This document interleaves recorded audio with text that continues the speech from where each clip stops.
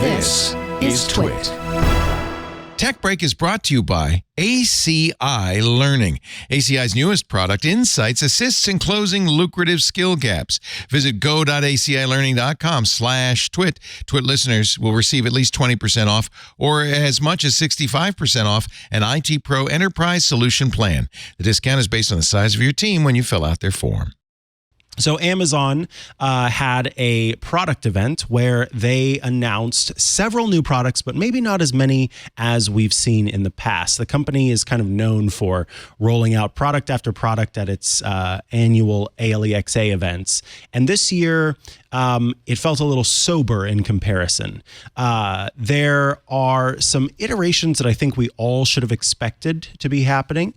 First and foremost, with an LLM-based generative AI ALEXA. So Amazon's virtual assistant is going to be powered by and optimized for voice interactions using large language model. So this is going to improve a lot of stuff. It means that getting real-time information, controlling the smart home, maximizing, entertainment, setting timers, whatever you happen to do with ALEXA, you'll be able to do this. Now, soon, you'll be able to test out some of these new capabilities before they roll them out. If you're in the US, you can say, ALEXA, let's chat, and then that in the preview, it will kind of show you how the virtual assistant is changing, how it sounds, and then also you'll be able to kind of understand its ability to reason, to infer your intent, and understand complex requests. So you'll see a marked improvement in this. And I think what's most interesting for me about this is they seem to be going kind of the Apple route in terms of what we've heard Apple is working on internally with generative AI. And I think this is the right way to do it. What we see with Microsoft through Bing and with Google through Bard is a direct interaction between you and the generative AI, and that is in the form of these chatbots. And these chatbots are unpredictable. We've seen them, it made up articles that I had written that I did not write. It does all sorts of stuff. That you don't know that you wrote. Yeah, whoa, might I write them in the future? Who knows?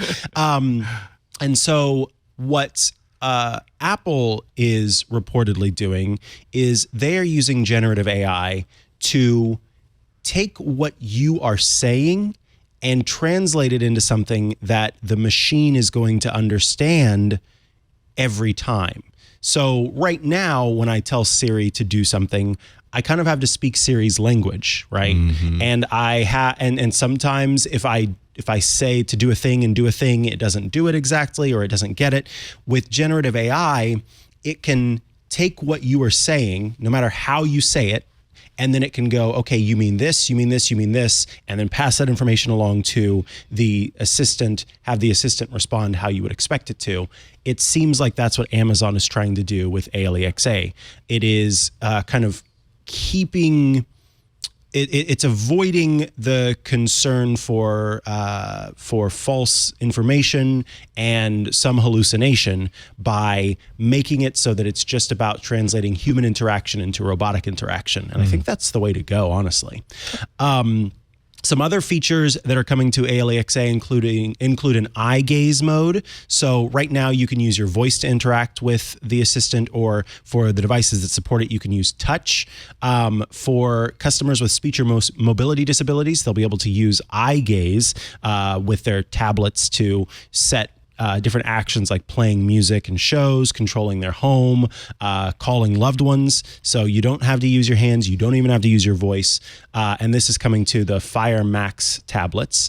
And then also ALEXA Emergency Assist. This is a way to, think of it kind of like Life Alert or something similar. You can subscribe to this Emergency Assist feature, and it's $5.99 per month or $59 per year. And it lets you get safety services as you need them, including 24/7 urgent response, something called smart alerts, and then emergency contacts. So think about if you fall in your home, being able to use this emergency assist to not only contact emergency services to come, but then also notify your family or whoever your emergency contacts happen to be of what's going on. Another thing I thought was kind of cool, I didn't at first have this in the list, but there's something called Email to ALEXA. And the idea is that if you send an email, an invite, or even a photo that you take of an event to ALEXA, it will process the information that you send and then add it to your calendar and send you a confirmation. So maybe you're out and about and you see a flyer for a show that you want to go see, take a photo, send it to the virtual assistant, and then it will email you back and say, okay, I've added that to your calendar. So it's a little bit more getting into personal assistant territory, which is kind of what we've wanted out of this in the first place. Another fun thing is AI art on Fire TV. So if you have a Fire TV, you'll be able to kind of prompt the virtual assistant on the Fire TV to create something fun to kind of use as a screensaver or a display on the TV. That's going to be rolling out by the end of this year. And so in the background, you can have some fun art that you plus the AI have created together. As far as hardware goes, the company announced new Echo frames. I have to tell you, I am shook. Reader, he was shook because I've had Echo frames and they looked ugly and they didn't sound good and I didn't understand the point of them. The fact that they're still making Echo frames is surprising to me. However, they have significantly improved upon the design of the Echo frames. These frames do look better. So they use, they say high-end fashion, plus, of course, ALEXA technology. I suppose it doesn't hurt to have good-looking models wearing them as well. That kind of adds to the, but no, there are several different pairs, and they kind of remind me of Warby Parker glasses in that way. So you can use them to communicate with your virtual assistant. They have options for lenses, so UV protection, prescription lenses, blue light lenses. They're, of course, splash and scratch resistant. You'll get media playback. You can also place calls on them, 14 hours of battery life, and they, of course, let you charge with the case that comes with it. So they do look a lot better. I wouldn't feel as much like I'm wearing geek glasses on my face so much as I've seen in the past. So yeah, those just look like normal sunglasses, but secretly it's, it can be playing audio for you.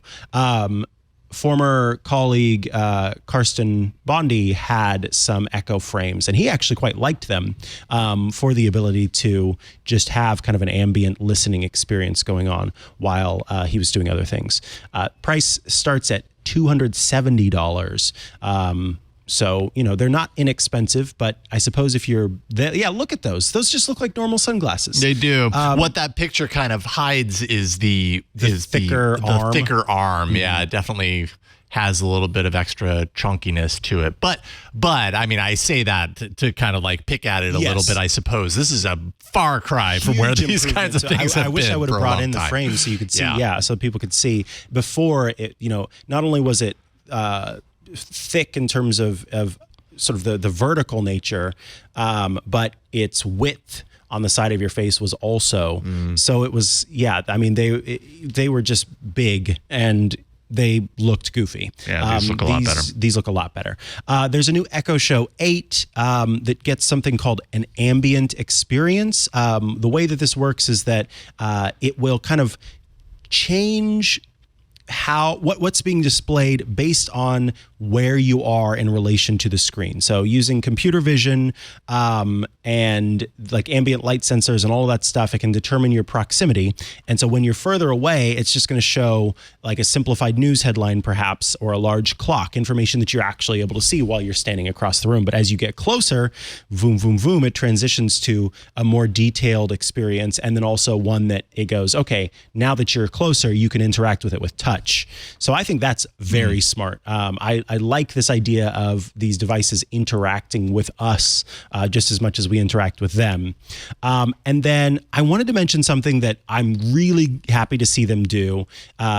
This, I think, is a bit of a knife in the side of the smart photo frame sort of ecosystem. They are releasing it's $1.99 a month, which is, I think, a very good price, called a Photo Plus subscription. And with the Photo Plus subscription, you can basically turn your Echo or Fire TV into, and by Echo, I mean an Echo Show, any device that has a screen, into a digital photo frame that other people can share photos to. So many people buy these other products that are photo frames that there's some online service or an email. Nixplay, and a couple of those. Your family members can send photos to those, and they're great. They look great, but to have this one device that does it all and that I know people could be sending photos to, it's just smart. I'm surprised it's taken this long to do it. It's surprising. It's a good idea to have. The Echo Hub is a new product category for Amazon, and it is meant to be a display you stick to your wall, and it lets you control your smart home. So it's completely wall mountable. You can use it if you want to with a stand, but they really kind of show it as this 8-inch touchscreen that lets you control your smart home. It doesn't have any cameras or anything on it because it's not meant to be that. It is just kind of meant to be this display that you put on your screen or on your wall. It's $180. It does have it has all of the devices that Echo and Amazon support, but it also has Matter and Thread built in. And then you can use, if you'd like, you can use it with power over Ethernet if you've got something that works with that. So if you wanted to kind of install it and have it constantly powered in the wall, you can do that as well. I think it's a great idea. And along with that, they announced something new called Map View. And this is a pretty clever idea where you create a map of your home and then you notate where your smart home accessories are in your home. So I've got lights here, and I've got the lock on my front door, and I've got my garage door, and I've got a light strip against the wall. And then people can use, for example, that Echo Hub or any device that supports Amazon's ALEXA app to see the view in that map way and be able to go, okay, so these are the lights in the living room. I can adjust those, turn those on and off. I think that's a very clever idea they've come up with. That's rolling out later this year, and it is privacy preserving. Your map, your home map, does not get shared or used to market to you. A few other quick things. A new Eero called the Eero Max 7. It starts at $600. That's because it packs in Wi-Fi 7. It has two 10 gigabit Ethernet ports on it and two, I think 2.5 gigabit Ethernet ports. Wow. This is the absolute cutting edge, latest in Wi-Fi technology built into a router. So obviously it's going to be a high price. It's a tri-band Wi-Fi 7. If you've got that kind of connection at home, and if you've got devices that support Wi-Fi 7, then you will be able to use this to the full capabilities. But I think what it does is it lets you go ahead and get this now and be prepared for the next step when it comes to all of the devices also supporting Wi-Fi 7. Wow, three packs, $1,700. Yeah. Just the one pack on its own, just the one router is, I think, 2,500 square feet of coverage. But if you've got more than that, aka if you live outside of California, then you might want the bigger size. So all the money you're saving on rent, you can then buy the bigger size. And then, of course, there are some updates to Fire TV, the second generation Fire TV Stick 4K, which is it's $49.99. And so this is a great price for a streaming dongle. Not a whole lot of improvements other than it's faster, but it has Wi-Fi 6. And then there's the Fire TV Stick 4K Max, second generation. Oh, dear. This one packs in a new thing called the ambient experience. And what this does is it kind of eliminates blank screens. So anytime you are, instead of going to like a screensaver mode or when there happens to be an interstitial screen, it will show you some other kind of a smart display. So it can have, your family calendar, the local weather forecast, the reminders. You can also, as I mentioned, use it to create AI artwork, or you can also use the collection of more than 2,000 free gallery quality pieces of artwork to have displayed on your screen. So it's just kind of a nice way to keep stuff displayed on the screen whenever it's not in use. If you happen to do that there, for folks who are listening, we've got kind of a slideshow playing of the different things that you can possibly go on the screen. I think it's quite nice, although I'm sure it will quickly become a way for Amazon to advertise I'm sure products to us. Yeah, no doubt. Outside of that, there's a new Fire TV sound bar, which is a 24-inch sound bar that, of course, works well when integrated with Fire TV stuff. Some updates to both Blink and Ring. So Blink is one of their home security device manufacturers. Ring is the other home security device manufacturer. New kind of stick-up cams. Blink is the more budget-friendly option, where Ring is the more kind of feature-packed and pricier option, including a Ring stick-up cam Pro. That is almost everything. There's some stuff for kids totally. and family, but we don't really need to go into that because it's just for the most part some iterative updates to family stuff and kids stuff. So while it sounds like a bunch of new products, it is less than we've seen the company announce in the past. So it's feeling less like spaghetti projects. Yeah, that's what I was going to say. There isn't a whole lot there that's kind of like, whoa, wait a minute. I mean, maybe the frames, but they already did that. Yeah, this is just an iteration on that design. Yeah. There's no new robot that they want you to put in your house. It is, and I kind of, this is refreshing to me because I was getting tired of seeing the company use its customers as its means of alpha and beta testing its products, making you pay for them and test them and then tell them how the experience goes. Right. It wasn't just, we'll send this to you, you try it, you see what you think, and then we consider making it a product. No, you had to buy it.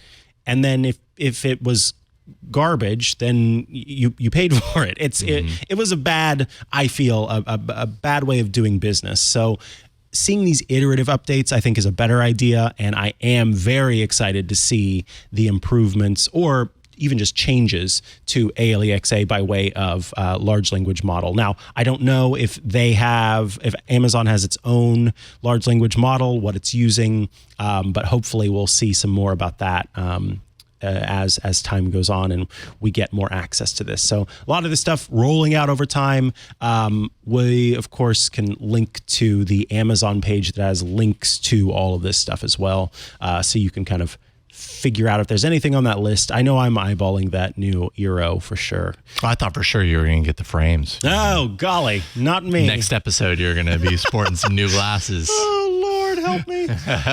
No, thank you.